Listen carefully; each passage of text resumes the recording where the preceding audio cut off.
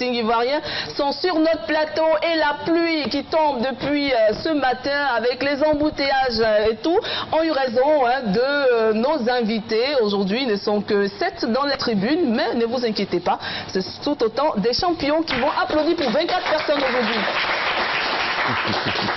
Seydou Koulibaly, bonsoir. Bonsoir Cathy. Vous allez bien? Oui, la semaine pas trop chargée pour vous? Non, ça va. En tout cas, ce week-end a été marqué chez nous par la rencontre Côte d'Ivoire-Guinée qui comptait pour la première journée des éliminatoires de la Coupe d'Afrique des Nations 2019, mais surtout par la deuxième défaite de la Côte d'Ivoire en seulement une semaine. Et aujourd'hui, en tout cas, nous allons essayer de débriefer cette rencontre entre la Guinée et la Côte d'Ivoire. Marc Wilmot et son groupe, 3-2 pour la Guinée face aux éléphants de Côte d'Ivoire. Salif Ouattara revient sur cette journée.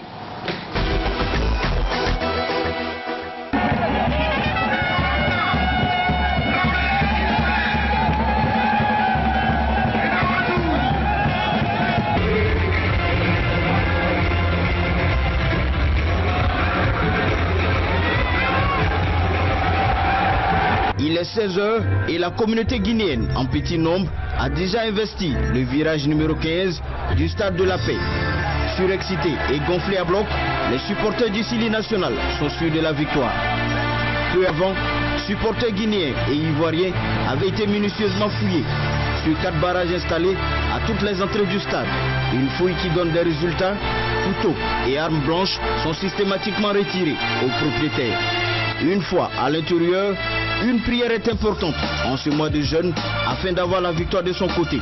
Et dit dans la prière, Dieu n'a pas fait, les éléphants n'ont qu'à gagner, même 3-0, 2-0. Bonsoir à nos consultants, bonsoir à nos amis sportifs de Côte d'Ivoire. 18 h, une minute de silence est observée en la mémoire de Tioté Cheikh Ismaël. Le match peut commencer. Et ce ballon, le retrait.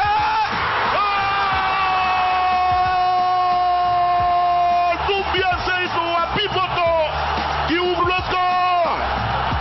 Une joie de courte durée. 18 minutes plus tard, Sadio Diallo égalise pour la Guinée sans forcer. La première mi-temps a été dominée par le Sili national.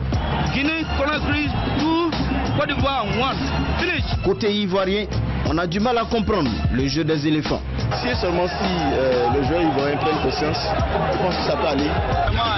La défense joue pas pour ballon. La défense. Et voilà, retour au stade de la Paix de Boaké pour la deuxième mi-temps de cette opposition.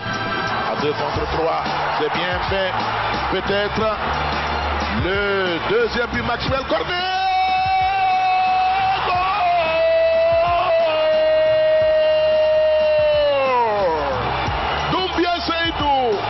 Cette action sera la seule joie et l'unique souris des éléphants avec leurs supporters. Tout le long du match, en seconde période, ils seront dominés. Puis, 2 buts guinéens viennent donner la victoire au Sili national. Naby Keïta est porté en triomphe. Son 3e et dernier but vient confirmer la domination guinéenne. Score final, 3-2 pour la Guinée. Satisfait pour le sélectionneur Kanfouri Lapé Bangoura et son capitaine Florentin Pogba. Quand on prend l'historique, le palmarès, la Côte d'Ivoire, je crois, durant ces 10 dernières années, sur les 6 matchs, nous a battu 4 fois, 2 matchs nuls.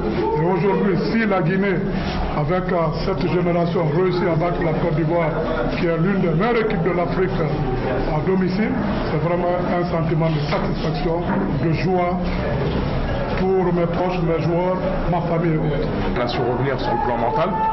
Et je pense que physiquement, on a plus tenu qu'en deuxième mi-temps. Donc voilà, aujourd'hui, c'est une victoire qui est méritée et qui nous lance bien dans ce groupe.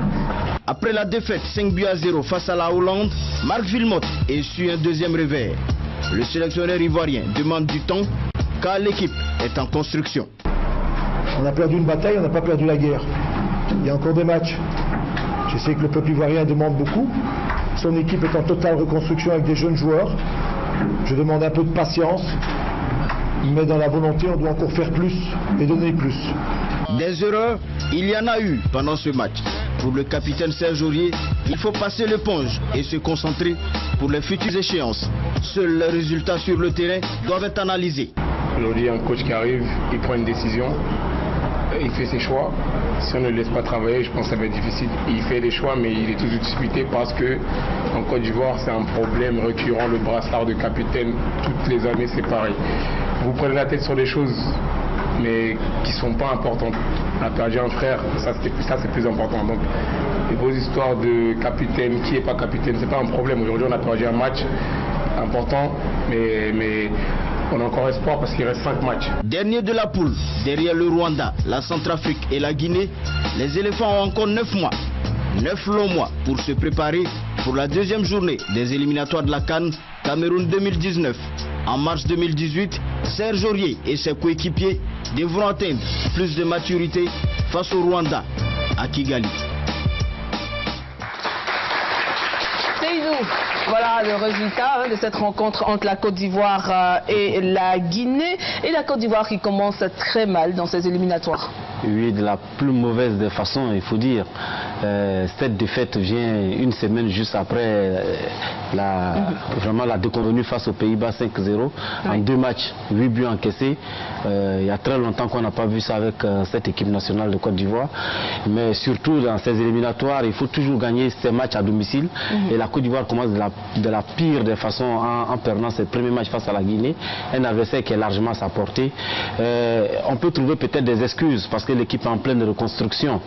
Mais cela va peser beaucoup dans le bilan comptable en fin de parcours. Il y a encore 5 matchs à venir. Il y a 5 matchs et puis perdre à domicile d'entrée, c'est vraiment jouer un joker d'entrée.